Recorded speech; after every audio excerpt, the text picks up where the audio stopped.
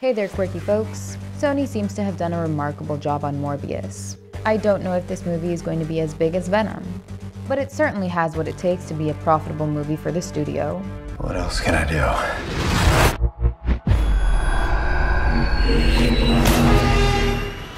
It could surprise everyone right after the Spider-Man No Way Home fever dies down.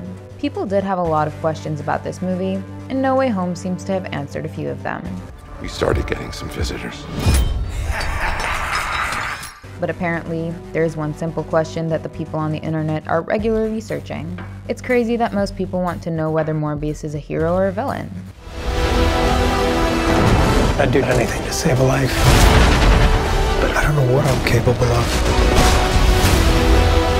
So, we're here to answer this question for you guys.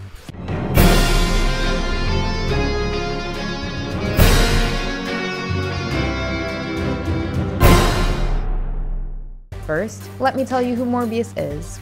Dr. Michael Morbius is a Nobel Prize-winning biochemist. He has a rare blood disease in the comics, so to come up with a cure, he designs a procedure that involves vampire bat blood cells and electricity. After going through the apparatus, he does manage to cure himself. And he even gains a bunch of cool abilities like superhuman strength, stamina, speed, and durability. He also gets some sort of bat radar, night vision, and super hearing. But all this comes with an add-on cost. He becomes a living vampire and needs to consume human blood in order to survive. So, he fights a moral battle within himself every day in order to control his urges. He doesn't have the other weaknesses of a vampire such as sunlight, garlic, and crucifixes.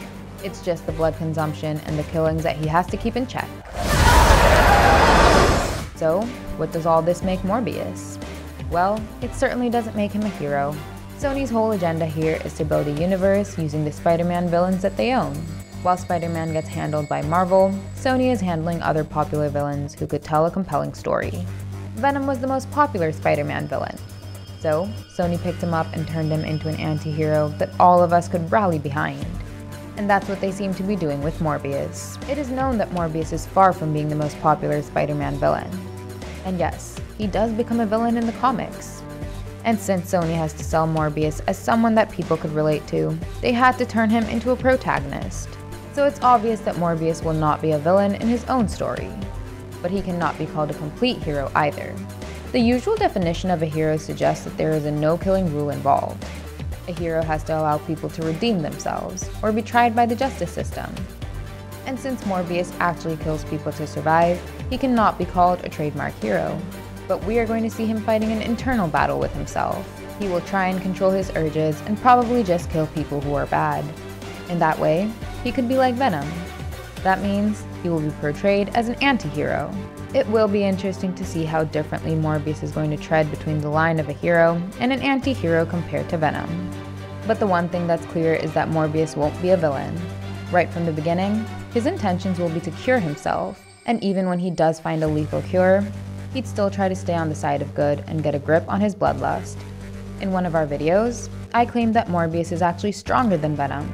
So, do check that one out on our channel. And tell us how excited you are for the upcoming Morbius movie. Okay, that's all. Give us a thumbs up if you like this video. Subscribe to our channel and hit the notification bell so you don't miss out on our future content. Okay, that's all for now. Goodbye!